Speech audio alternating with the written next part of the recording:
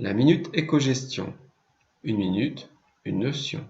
Aujourd'hui, la méthode ABC. Cette méthode découle de la loi de Pareto, dite loi des 20-80. Concernant la gestion des stocks, l'analyse ABC est pertinente, car elle permet d'identifier les articles les plus importants, qui ne sont généralement pas très nombreux, et les autres. Prenons un exemple, soit un inventaire, 20 produits en stock, avec les quantités correspondantes.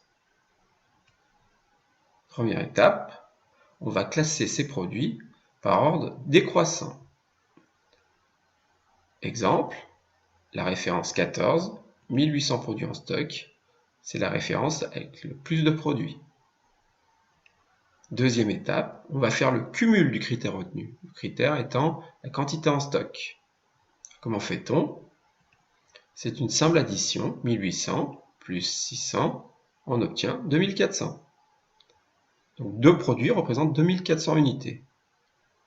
Encore un petit exemple, 2400 plus 500, on obtient 2900.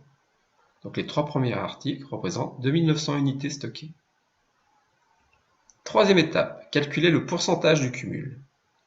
Alors le pourcentage souvent est très mal compris par les élèves. Alors comment on obtient ces pourcentages? Prenons le premier, les 43%. Le calcul est simple. Vous prenez le cumul correspondant, c'est-à-dire les 1800, et vous divisez par le total, qui est de 4138, et vous multipliez par 100, puisque c'est un pourcentage. Vous n'avez pas compris? On essaye avec le 58%. Comment fait-on? On fait exactement le même calcul, c'est les 2400, divisé par le total, multiplié par 100. Et ainsi de suite, jusqu'en bas du tableau. Quatrième étape, détermination du rang et pourcentage du rang. Alors le rang, c'est tout simple. Nous avons 20 articles différents en stock. Vous les classez de 1 à 20. Le premier étant la référence 14. Pour le pourcentage correspondant, le calcul est simple. Comment on obtient 5%? Eh bien, c'est le rang, c'est-à-dire que là on est le rang 1, divisé par la totalité, c'est-à-dire 20. On obtient 1 divisé par 20 multiplié par 100, 5%. Vous n'avez pas compris? On fait le deuxième, le rang 2. Comment on obtient les 10%? Eh bien, c'est 2 divisé par la totalité, qui est de 20 multiplié par 100. Et ainsi de suite, jusqu'en bas du tableau. Cinquième étape, détermination du classement ABC. Alors, le classement ABC, dans ce cas précis, va dépendre des critères retenus. Pour A, on a retenu le critère de 60%. Donc la référence 14 et 10 représentent 60% du total. 58 exactement. C'est environ 60. Pour la référence B,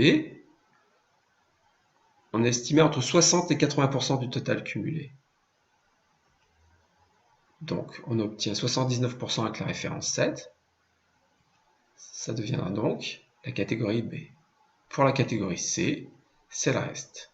C'est tout ce qui est au-dessus de 80% du total cumulé.